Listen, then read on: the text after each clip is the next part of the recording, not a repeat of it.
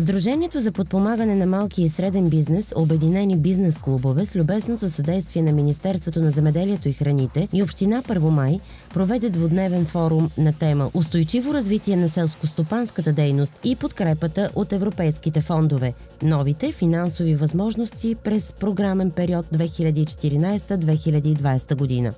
Основните неща, от които има нужда бизнеса, това са финансиране и международни пазари.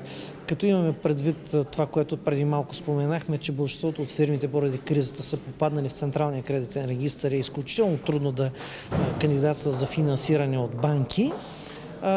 Остава втората изключително важна тема – външните пазари.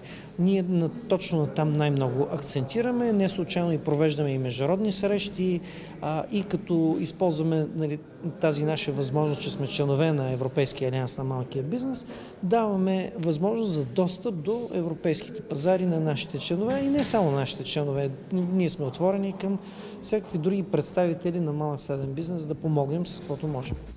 Семинарът беше предшестван от посещение на 3 преработвателни предприятия от хранителната индустрия. Негово превъзходителство Темирай Избастин, посланник на Казахстан в София, който беше част от делегацията, предложи на управителя на фирма за производство на сладкарски изделия бизнес посещение на страната му с цел намиране на търговски партньори. Официално форумът беше открит от кмета на град Първомай Ангел Папазов. Лектори от Министерството на земеделието и храните запознаха присъстващите с новата програма за развитие на селските райони, стратегическата рамка и възможностите за развитие на малкия и среден бизнес. Банкови институции и лизингови компании представиха продуктите си за финансиране. Сдружението за подпомагане на малкия и среден бизнес, Обединени бизнес клубове, е една от най-големите европейски организации с членска маса от над 1,2 милиона фирми от 35 европейски държави. Президент на Европейския алианс на малкия бизнес Дейвид Каро, който също взе участие в семинара,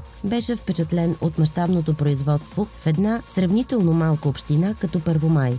Целта на такива форуми е да дадат повече информация на бизнеса относно програмите за финансиране и начина, по който да се възползват от тях. За мен е интересно да отбележа колко малки са разликите на проблемите, които имат хората в различните страни по отношение на бюрокрацията или кредитирането. Особено съм впечатлен от сътрудничеството на общинските власти и представителите на бизнеса. Важно е да се отбележи, че в един такъв малък район се произвеждат толкова много продукти и съм впечатлен от духа на предприемачеството.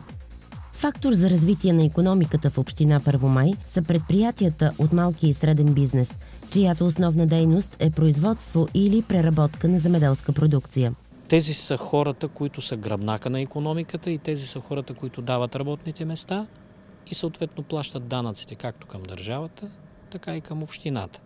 И нормално е кмета и местната власт да бъдат партньори на тези фирми и хора. По този начин вече имаме Първомай чешки инвеститори, вече имаме в Първомай италиански инвеститори, имаме араби, които ще дойдат в най-скоро време, имаме пък и инвестиции наши в други страни и трети страни. Това е идеята. Бизнесът трябва да рекламира своите продукти и да има партньори по целия свят. Благодарение на подобни форуми, Първомай е сключил договори за износ на продукция в Турция и Йордания. Добри съвместни отношения общината има с Дубай и Саудитска Арабия. Покана за бъдещи намерения са отправени от посланиците на Либия и Мароко за нови партньорски взаимоотношения.